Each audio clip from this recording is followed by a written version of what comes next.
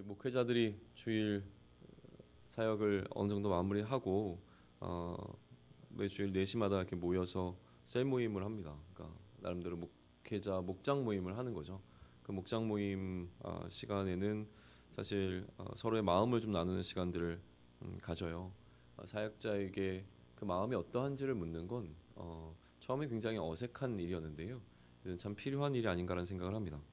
오늘 본문은요. 마치 이런 것 같습니다. 선지자로 사역하고 있는 예레미야에게 요즘 마음이 어떤지를 묻고 있는 것 같은 그런 느낌을 좀 받았습니다. 마음이 어떠냐고 물을 때에 거기에 대한 반응으로 답변하고 있는 예레미야의 고백이 담겨 있는 것이죠. 19절로부터 21절까지를 다시 한번 읽을 텐데요. 그 예레미야의 마음을 좀 느끼면서 함께 읽도록 하겠습니다. 슬프고 아프다. 내 마음속이 아프고 내 마음이 답답하여 잠잠할 수 없으니 이는 나의 심령이 나팔소리와 전쟁의 경보를 들음이로다. 패망이 연속하여 온 땅이 탈취를 당하니 나의 장막과 휘장은 갑자기 파멸되도다. 내가 저 깃발을 보며 나팔소리를 듣기를 어느 때까지 할꼬. 한마디로 슬프고 아프다는 겁니다. 지금 예레미야의 마음은 슬프고 아픕니다. 이거를 문자적으로 그대로 번역하면 내 창자야 하면서 배를 움켜쥐는 것과 같은 고백이 담겨 있는 것이 슬프고 아프다입니다. 왜 그러냐면 유대인들은 이 창자 가운데 내장 기관 가운데 마음이 담겨 있다고 믿었습니다. 그러니까 마음이 거하는 처소가 이 내장 기관인 창자라고 생각했던 것이죠. 굳이 우리말 표현을 한다면 이런 표현이 좀 가능할까요? 애간장이 탄다 뭐 이런 말 하잖아요. 이런 표현처럼 뭔가 그 내장 기관 가운데 마음이 담겨 있다고 생각을 했던 것 같아요. 그러면 이처럼 그의 마음이 아픈 이유는 무엇입니까? 왜 예레미야는 지금 아파하고 있는 것일까요? 예레미야는 그의 내면으로부터 소리를 들었는데 나팔 소리를 들었습니다. 그는 미래에 일어날 그 민족에게 미래에 일어날 어떤 일을 알게 되었던 것이죠. 그런데 그가 알게 된 그의 민족의 미래는 영광스러운 미래가 아니었습니다. 하나님의 나팔 소리라고 하는 것은 심판의 메시지가 담겨 있을 때 주로 나타나게 되어지는데 하나님의 심판이 담겨 있는 그 미래의 어떤 사건을 예레미야는 듣게 된 것이죠. 그러니까 지금 미래에 그의 민족에 일어날 어떤 현실, 미래에 우리가 마주하게 될 그 현실이 지금 현재의 고통이 되어서 예레미야에게 나타나고 있는 상황이라고 하는 것입니다. 하나님의 심판이 고통이 되는 이유는 무엇이냐면 지금 예레미야에게는 그의 민족을 사랑하는 마음이 함께 공존하고 있기 때문에 그렇습니다. 그러다 보니까 예레미야의 관심은 어디에 있었냐면 도대체 이 백성이 하나님의 심판을 받아 마땅하다고 하더라도 그것에 관한 이야기를 듣고 있는 이 현실이 언제까지 이겠는가?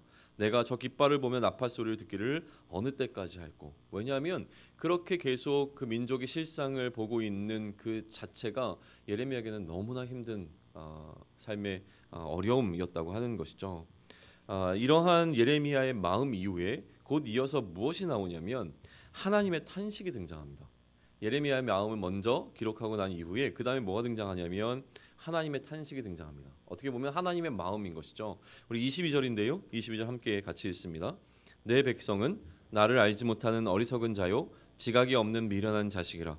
악을 행하기에는 지각이 있으나 선을 행하기에는 무지하도다. 이 탄식은요. 앞서 예레미야가 뭘 얘기했습니까? 나는 너무 고통스럽다라는 이야기를 했는데 그가 이처럼 고통스럽게 여기고 있는 근거는 심판이었잖아요. 그럼 지금 하나님께서 말씀해 주신 것은 무엇이냐면 이 예레미야가 힘들어하고 고통스러워하며 그의 창자로 움켜쥐고 떼굴떼굴 구르며 슬프다 아프다라고 이야기하는 이 어떤 현실이 불필요한 것이 아니라 너무나 명백하게 마땅한 것이다라고 하는 것을 22절을 통해서 보여주시는 겁니다. 그러니까 두 가지가 있습니다. 두 가지 의미가 있는데 예레미야가 그 백성들에게 느끼는 연민이 잘못된 것임을 알려주는 것이죠. 그렇게 할 필요가 없다라고 하는 것을, 왜냐하면 이것은 마땅하다라고 하는 것을 이야기해 주는 게 첫 번째라고 한다면, 두 번째는 백성들로 하여금 무엇이 잘못되었고 그러니까 그들이 무엇을 고쳐야 하며 무엇을 회개해야 될 것인가라고 하는 것을 이야기해 주는 것이죠. 뭐가 문제입니까? 이 백성은 하나님 알기를 거부한 백성입니다. 하나님 아는 것을 거부하는 것에 관해서는 3박 4일 동안 쉬지 않고 얘기할 수 있습니다. 성경은 그만큼 하나님 알기를 거부하는 것에 대해서 너무나 많이 이야기를 하고 있어요. 이게 결정적인 백성들의 문제라고 하는 겁니다. 그런데 지각이 있긴 있습니다. 지각이 있는데 뭐에 지각이 있는가라고 하는 것이죠. 악을 행하는 데는 지각이 있지만 그러나 선을 행하는 데는 무지한 백성이 되어진다라는 이야기를 하고 있습니다. 그러니까 이제는 심판의 결과에 관한 이야기를 기록해 냅니다. 마땅히 심판을 받아 마땅한 백성들에게 심판이 어떻게 이루어지고 있는지를 보여주는 것이 23절로부터 26절인데요. 23절과 26절을 먼저 보시면 23절과 26절을 시작할 때 무슨 단어가 눈에 들어오십니까? 보라라고 하는 단어가 보입니다. 그러니까 저는 23절로부터 25절까지를 하나로 그리고 26절을 또 따로 띄어서 두 가지의 심판에 관한 이야기를 보여주고 있다고 믿는데요. 각각을 한번 살펴보시면 좋을 것 같습니다. 첫 번째, 하나님께서 23절로부터 25절까지를 통해서 보여주고 싶은 것이 무엇인가인데 23절로부터 25절을 우리 함께 다시 한번 읽겠습니다. 시작. 보라, 내가 땅을 본즉 혼돈하고 공허하며 하늘에는 빛이 없으며 내가 산들을 본즉 다 진동하며 작은 산들도 요동하며 내가 본즉 사람이 없으며 공중의 새가 다 날아갔으며. 어떤 장면이 떠오르십니까?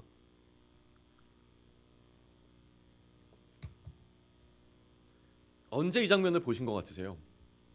네, 맞아요. 네, 땅이 혼돈하고 공허하며 하늘에 빛이 없는 상태는 태초의 상태입니다. 그러니 지금 우리가 살고 있는 이 현실이 태초의 상태로 다시 복귀되었다는 것은 무엇을 이야기합니까? 창조가 무효화되었다는 이야기입니다. 하나님께서 창조하시고 그 창조를 완전히 무효화시키는, 그러니까 하나님의 심판이라고 하는 것은 하나님의 창조를 무효화시키는 사건이 되어진다라고 하는 것을 너무나 명백하게 보여주는 게 첫 번째입니다. 두 번째 보여주시죠. 그 두 번째 무엇을 보여주십니까? 26절입니다. 같이 읽습니다. 보라, 내가 본즉 좋은 땅이 황무지가 되었으며 그 모든 성읍이 여호와 앞 그의 맹렬한 진노 앞에 무너졌으니. 자, 23절부터 25절이 창조의 무효화를 선언하고 그렇게 하시는 과정이라고 한다면 26절 또한 하나님께서 하시는 어떤 것을 무효화시키는 사건일 텐데 이것이 무엇이겠느냐는 거예요. 무엇이 등장했습니까? 좋은 땅입니다. 좋은 땅 하면 떠오르는 것이 무엇입니까? 가나안 땅이죠. 가나안 땅. 가나안 땅은 무엇을 상징합니까? 하나님께서 약속하신 약속의 땅을 의미합니다. 약속의 땅이라고 하는 것은 하나님의 언약을 떠올리게 되는 것이죠. 하나님의 언약이 파기되는 것을 이야기합니다. 이 두 가지를 섞어서 이야기하자면 태초에 하나님께서 인간을 창조하신 이유는 무엇입니까? 하나님의 백성 삼기 위해서였습니다. 그런데 그 하나님의 백성 되고자 하는 것을 파기하고 뛰쳐나갔던 것은 누구냐면 인간이었습니다. 그리고 난 다음에 하나님께서는 인간을 그냥 내버려 두지 아니하시고 다시 아브라함을 선택하심으로 말미암아 하나님의 백성 삼는 그 약속을 주시고 하나님의 백성 삼는 일을 계속 해 가고 계십니다. 그러다가 다시 하나님께서 무엇을 하고 계십니까? 그 약속을 파기하신 것 같은 그 심판의 모습을 보여주고 있다라고 하는 것이죠. 하나님의 백성됨에 대한 취소가 선포되어지고 있는 것이 심판입니다. 그러니 사실은 여기서 조금 더 우리가 나간다면 이 심판은 최종 심판이 있고 이 심판에 도달하기 전 심판이 있습니다. 그러니까 최종 심판을 통해서 우리가 마주하게 되는 것은 무엇이냐면 더 이상 너는 나의 백성이 될 수 없다라고 하는 것을 선언하는 것이죠. 최종 심판의 결과로 그렇게 하나님의 백성 될 수 없는 자들이 머무르는 곳이 어디입니까? 거기가 바로 지옥이 되는 겁니다. 지옥에서는 더 이상 이제 하나님의 백성이 될 수 있는, 관계가 회복될 수 있는 가능성이 완전히 끊겨진 공간이 바로 지옥이라고 하는 것이죠. 그러나 여전히 이 세상 가운데 우리가 심판을 마주하게 됐을 때의 그 메시지는 무엇이냐면 하나님과의 관계의 단절이 아니라 최종 심판을 피하기 위하여 이 심판 가운데 회개하고 돌아와 내 백성이 되라는 하나님의 메시지, 하나님의 긍휼이 담겨 있다고 보아야 하는 것이죠.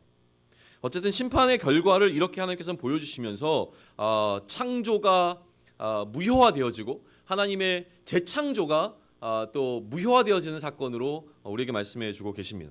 그리고 나서 또다시 하나님의 마음을 보여주시는데 27절과 28절에는 이러한 심판을 행하시는 가운데 하나님의 마음이 어떠한가를 보여줍니다.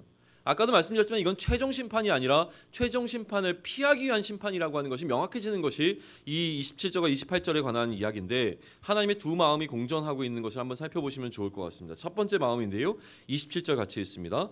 여호와께서 이와 같이 말씀하시기를 이 온 땅이 황폐할 것이나 내가 진멸하지는 아니할 것이며. 자, 이 온 땅이 황폐하여져도 어떻게 하지 않으시겠대요? 진멸하지 않겠다고 합니다. 이게 무엇입니까? 하나님의 긍휼입니다. 하나님의 긍휼인 것이죠. 두 번째 마음을 보시죠. 28절인데요. 같이 읽습니다. 이로 말미암아 땅이 슬퍼할 것이며 위의 하늘이 두려울 것이라. 내가 이미 말하였으며 작정하였고 후회하지 아니하였은즉 또한 거기서 돌이키지 아니하리라 하셨음이로라. 하나님의 무엇이 보입니까? 이제는 하나님의 공의를 실현하시는 것에 있어서의 단호함이 보입니다. 굳이 한 선지자를 떠올리자면 아모스라고 한 선지자는 이렇게 얘기했습니다. 주여, 주의 일을 수년 내에 부응케 하옵소서. 그러나 진노 중에라도 긍휼을 잊지 말아 주시옵소서. 이게 선지자들이 하나님 향해서 늘 간구했던 것입니다. 왜냐하면 하나님께는 그러한 성품이 있기 때문일 텐데요. 지금 하나님께서는 두 마음을 보여주시는 것입니다. 하나님께서는 진노하실 것입니다. 그 일을 수년 내에 부응케 하실. 부응이라고 하는 단어가 우리가 생각하는 뭐 수적인 부응 이런 게 아닙니다. 하나님의 일이 온전케 막 일어나는 것이 부응입니다. 그러니까 하나님의 이 진노를 수년 내에 일으켜 주시옵소서. 하나님의 심판이 마땅함을 우리는 인정합니다. 그러나 진노 중이라도 긍휼을 잊지 말아 주시옵소서 라고 하는 기도를 드리게 되는 것이죠. 하나님께는 이런 두 마음이 있습니다. 그리고 난 다음에 29절로부터 30절은 무엇을 이야기하냐면 31절까지는 심판 아래, 그러면 이 하나님의 진노 가운데 심판하실 때에 이 심판 아래 놓인 자들의 뭐랄까요, 그들이 마주하게 되는 그 현실이 어떠한가를 이야기를 해줘요. 29절부터 한번 살펴보면 좋겠습니다. 29절 같이 읽습니다. 기병과 활 쏘는 자의 함성으로 말미암아 모든 성읍 사람들이 도망하여 숲풀에 들어가고 바위에 기어오르며 각 성읍이 버림을 당하여 거기 사는 사람이 없나니. 어떻게 하고 있습니까? 심판 아래 있는 모든 자들이 도망가기 시작합니다. 이게 첫 번째 단계입니다.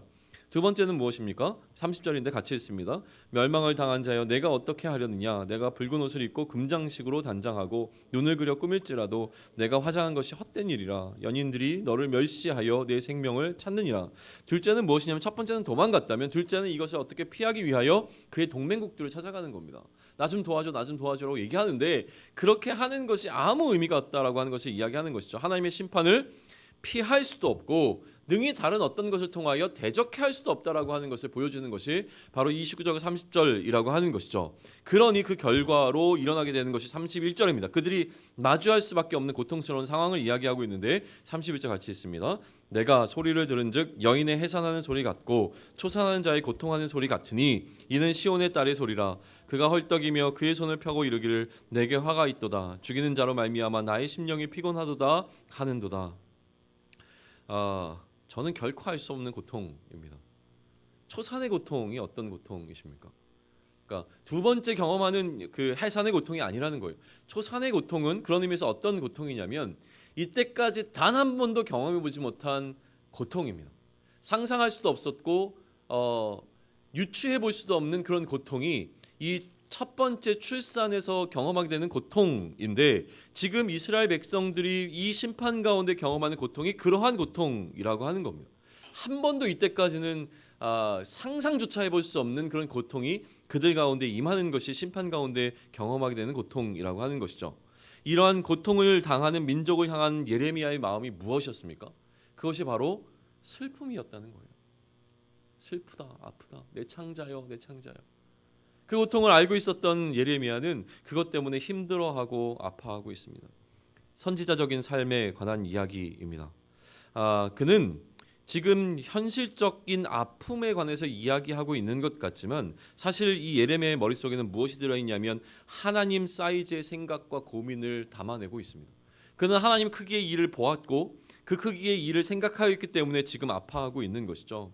우리의 삶은요 사실은 굉장히 공적인 삶과 사적인 삶으로 나누어 볼 수 있습니다. 굳이 그리스도인의 삶을 공적인 삶과 사적인 삶으로 나눈다면 그리스도인으로 살아가는 그리스도인이기 때문에 맡겨진 그 사명을 감당하는 일이 공적인 일이라고 한다면 또 나의 일상을 살아가는 어떤 나의 개인적인 부분들은 사적인 삶이라고 볼 수 있는데요. 그리스도인으로 살아가면서 공적인 역할, 우리에게 맡겨진 하나님의 사명을 감당하는 동안 그 공적인 삶이 우리의 삶에 영향을 미치기도 하고 우리의 개인의 마음이 또한 하나님의 일을 감당함에 있어서 영향을 미치는 것은 우리가 많이 경험했던 일이라고 하는 겁니다. 그런데 중요한 것은 무엇이냐면 나의 굉장히 개인적인 일, 다시 얘기하면 내가 먹고 싶은 것을 못 먹고 내가 갖고 싶은 것을 못 갖고 있기 때문에 하나님의 일을 하는데 이것이 영향을 미치고 있느냐, 아니면 하나님의 사이즈의 일을 감당하려고 하는데 이 사이즈의 일이 지금 나의 개인의 감정으로 흘러들어오고 있느냐는 굉장히 큰 차이가 있습니다. 예레미야는 어떻습니까? 하나님 사이즈의 일을 바라보면서 이것이 너무나 아파 지금 제 개인적인 고통으로 이거를 품어 안고 있는 것이 느껴진다고 하는 겁니다. 선지자는 그런 자들이라고 하는 것이죠. 그러면 우리는 하나님의 일이 우리의 생각을 지금 어느 정도 사로잡고 있고 그 하나님의 일 때문에 얼마나 아파하고 있느냐라고 하는 거예요. 우리 주변에 하나님을 알지 못하고 예수를 그리스도로 고백하지 못하는 어떤 상한 심령들 때문에 우리의 마음이 아파하고 내 내장이 찢겨지는 것 같은 그 심령의 아픔들을 느껴본 적이 우리에게 있느냐는 겁니다. 우리에게 그 선지자적인 사명이 존재하는데 우리는 실제로 그 선지자적인 아픔을 느끼고 있는가라고 하는 것이죠. 하나님의 일이라고 하는 공적인 사건이 나에게 실제가 되어지는 순간 그것은 나의 아픔이 되어지는 삶이 될 것입니다. 우리는 오늘을 살아가며 이 선지자의 마음을 품기를 원하시는 것이 아닌가라고 하는 것을 오늘 본문 가운데 저는 묵상하게 되었습니다.